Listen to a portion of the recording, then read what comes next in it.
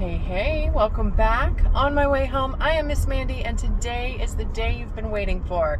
The day we go over part 3 in our Money Habits series. This is the third and final video in this series. If you haven't seen parts 1 and 2, go check those out.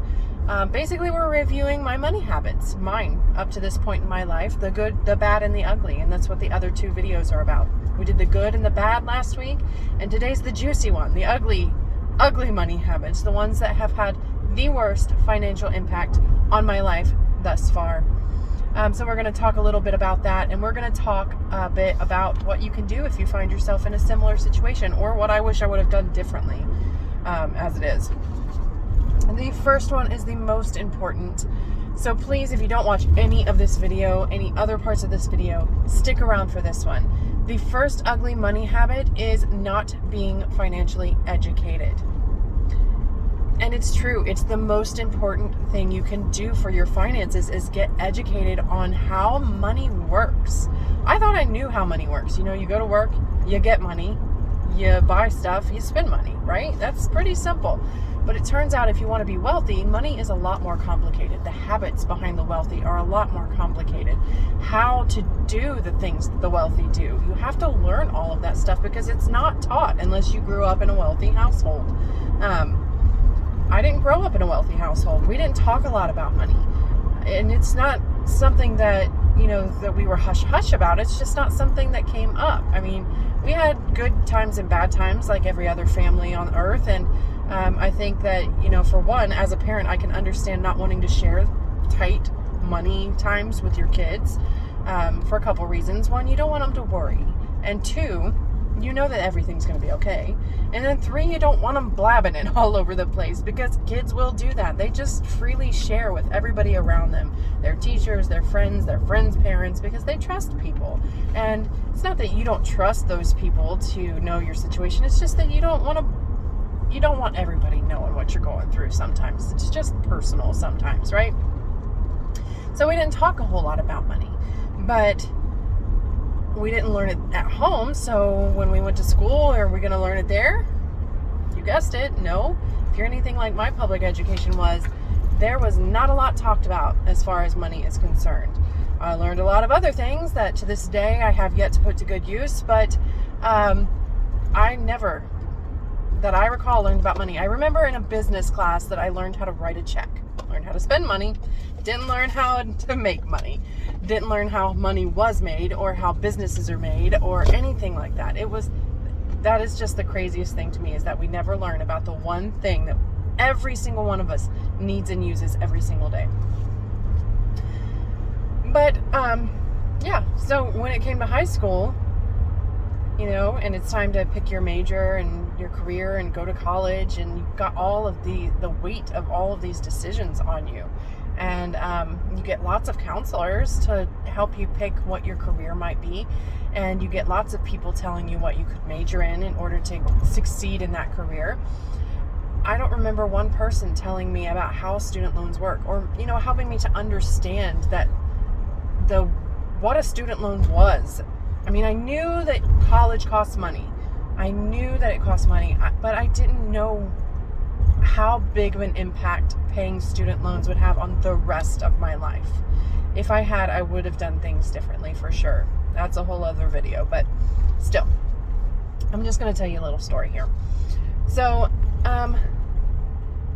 I was in, I don't know, high school, middle school, one of those 2, and our school did this sort of like career thing where based on the grades that you were getting, you got a sheet of paper, and at some point in the day, your class walked into the cafeteria or gym or wherever, and there was all of these booths set up, and each booth represented a different kind of career. And you could go to each booth and learn about that career and, you know, meet people in that career and find out, you know, why they loved it. But the catch was, your career that you wanted to visit had to be listed on your sheet of paper. If it wasn't listed there, you didn't have the grades required to get a degree that would get you to that profession. And that's so funny because I remember looking down my list and and seeing, this whole list of options. I got pretty good grades in school, and there was this whole list of options available to me, and not one of them is something I wanted to do for a career. The closest thing that came to something I wanted to do was a librarian, because I like to read. I had no idea what I wanted to do with the rest of my life, and so, I picked a librarian. And it never once occurred to me that librarians don't need college degrees, right? I could have gone on to be a librarian and been perfectly happy with my life, if that's my passion in life and that's what I want to do, cool. And there's plenty of people out there who don't have a degree and they're happy in their chosen professions. But it never occurred to me to think that, because it was never given as an option. The options were go to college and get a degree and then get a job, preferably in government or corporate, and make your money that way. That's how you make good money, is you go to college and you get that degree no matter what. And I will say that when I was getting to this age, a college degree was required for the bare minimum of jobs. And there weren't as many jobs around as there are now. We're going through, what they call the Great Resignation, where lots of people are quitting and companies need people to work. So they're a little bit more lenient about how they're hiring. But back then, there weren't a lot of jobs to be had in good companies. And you had to know somebody to get in, basically. And you had to have that degree, whether it was required for that position or not. So I went and got that degree, and that, ladies and gentlemen, is how I ended up in over $100,000 worth of student loan debt. Because, I wasn't financially educated. I told you, I didn't know the impact that student loans had. I knew I had to have that degree because it was, pounded into my brain over and over and over again that that's what I needed to succeed. I knew I had to have that degree. So I paid for the degree. Now, I also had no idea how I could have done it differently to get a good degree, or a degree that would be useful, and pay for it more cheaply than I did. I insisted on going to a local college that is sort of like, it's a public college, but it's pretty high up there in the ranking of public colleges. So I insisted on staying on the main campus, and for the first semester living in the dorms, and all of that costs money, guys. And I just wasn't thinking about it. I was thinking about the experience and how much better it would be if I was at the dorms and all of that. I didn't stay at the dorms for more than a semester. I got really lonely. I couldn't make friends there because I was surrounded by people that I didn't really click with. And I just, I hated it. So I could have gone a whole different route. So if you find yourself in this situation where you don't really know what you want to do with your life, first of all, I would make sure that a college degree is required for your role. It may not be. Second of all, if it is, I would make sure you have a clear career path, that college degree is going to help you succeed in that career path, because I had no idea. And that kind of gets into my next one. We'll talk about that more in a minute. And I would make sure that I got my college degree as cheaply as possible, just because the fact of the matter was that I didn't have a lot of money for college. And I worked all through school, and I could have put money toward college, but I put it into student loans instead. And that was stupid of me. And I wish I had been more financially educated. I wish I had taken more steps to have a better financial future than what I did there. But it all boils down to the fact that I wasn't financially educated. The second money habit is having no focus or direction. I alluded to this a minute ago. I had no idea what I wanted to do with my life. No clue. Had no idea what I wanted to major in, and I had no idea what I wanted my career to be or what skills I had. I honestly just am now, this year, figuring out the skills that I am good at. And it turns out those skills are not exactly the skills that make a great employee. Might make a good manager, might make somebody, who is in charge of their own schedule. Those might be great skills to have, but my skills aren't necessarily the skills people look for when they're hiring good followers, good sheep to, run the company, not run the company, but work in the company, that kind of thing. So I'm getting off topic a little bit. No focus or direction. I'm just now learning out what my skills are, but back then I had no idea, and it seemed like a lot of pressure to try and find that out about myself. I also didn't have a lot of confidence. So, that's just average teenage feelings right there. How are we supposed to know those things when we're 18 and we're just on the verge of adulthood? I think that's another topic of itself that we could spend some time on. But I think of it like this. I was getting in the car. I had the plan, getting in the car. I was going to go to college, right? But it was like getting in the car and turning the key, and I turned the ignition and the car starts, and I'm like, oh, well, I have no idea where I'm going from here. So what do I do now? So yeah, I could get in and I could just mosey around and, might end up somewhere that's beneficial to me. Or more than likely, I'm going to end up somewhere that's not beneficial to me. I'm just meandering or just wasting gas or something like that. So it's always better to have a focus or direction in your life. And I can tell you that it's a lot less stressful when you have an underlying goal driving everything that you do. You feel more fulfilled. You feel that passion in you. And there's a million jobs I could do with my skills now that I know what I can do. But I didn't know back then. And it's just so much better to have an underlying goal, especially for me as a big picture person. Ugly money habit number 3, hiding money from my spouse. So we got married really young, and I just say that to say that when we got married, we weren't in any kind of good careers. I was still going to college. Chris was still going to school. He was going to culinary school and business school. I've talked a little bit about that, but we were still in school, and we didn't have a lot of money. We didn't have careers at the time. We were on the low pay scale. So we had to combine our finances. And for a while we did that, and we kind of just splurged money because we didn't know how to manage it. We weren't good at managing it.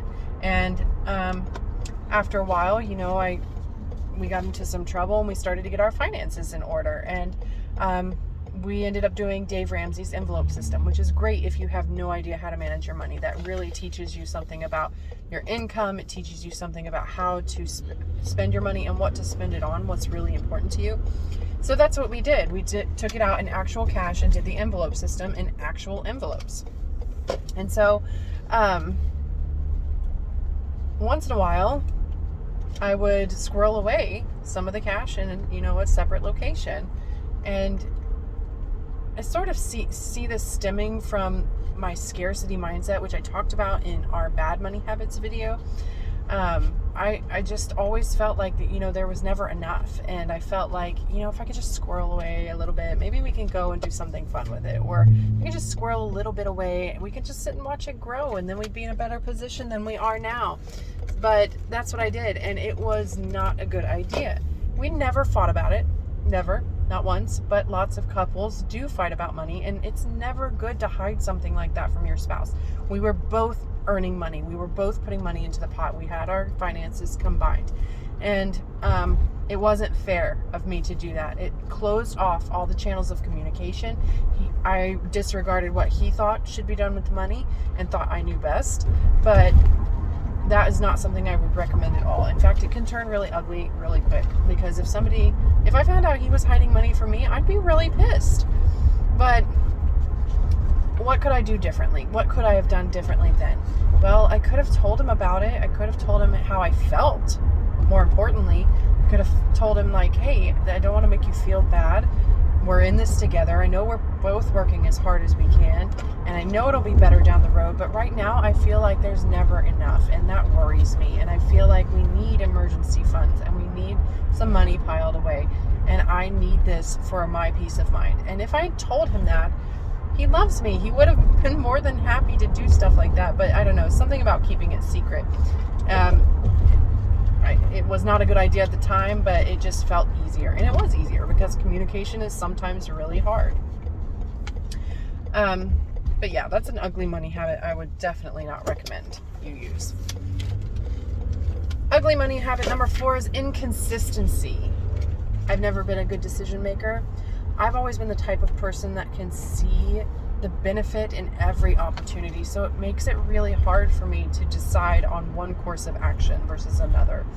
A lot of times I have to get input from other people in order to decide, and it's not always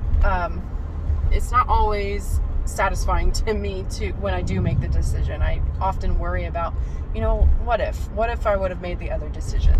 What would have happened if I had just done things a little bit differently? And then I end up pivoting my course of action without the patience to see how that first decision would actually pay off. And that is an ugly money habit, because when you are inconsistent with your money, you lose the power of focus. You have no idea how much money we could have saved if we were just putting away a little bit every paycheck from the time we got married to now. We've been married over 10 years. So yeah, it would have been a lot better if we had been consistent with our money. Things become exponentially better if you are consistent. And I have to say this, that if you are in a survival mode, which a lot of the times we were, if you are in a survival state of mind, you cannot be consistent with your money, because you are putting out fires. You are the emergency response team. You are going wherever the call is needed, and you can't be consistent with that. So yeah, you have to get out of that financial fire mode and the survival mode, and you have to get into a place where you can be consistent with your money first. That's the one I have to say about that. But it is an ugly money habit, just not being able to decide, and I would not recommend that. Instead, I would recommend that you choose a path. Learn what's important to you. I know real estate is really interesting to me, and I want to get into that, and it's something that I like learning about and I like doing. So that's where I will consistently put my money when I have enough money to put in there consistently. So yeah, inconsistency. The fifth and final ugly money habit is paying debt for liabilities, or getting debt for liabilities. And particularly ones that do not add value to your life. I have used debt lots of times. I have student loan debt, I have a mortgage debt, and we had a car loan for about 2 years. We had a car loan. And I only regret one of those things. Guess which one? It's not the mortgage, and it's not the car loan. I totally regret my student loans because, one, there's so much of them, and like I said before, I could have done things a whole lot differently to end up with a whole lot less debt. So that's one reason I regret them. The second reason is I don't really feel like that college degree is really paying out for me, because I mentioned the jobs at the time required a college degree, but as time went on, it became clear that a normal bachelor's degree was going to do nothing for my career. In fact, if you wanted to excel, you needed a higher degree, like an MBA, or if you get a medical degree or something that's a higher degree, a law degree. So that became apparent to me, and I don't feel like that I am getting the return on my investment for that college degree. That is why I regret that one. Now, why don't I regret using a mortgage? Why don't I regret a car loan, of all things? I don't regret my mortgage because of the value that it brings to my life, and same for the car loan. If it wasn't for that mortgage, we'd still be living in a sub-level 2-bedroom apartment.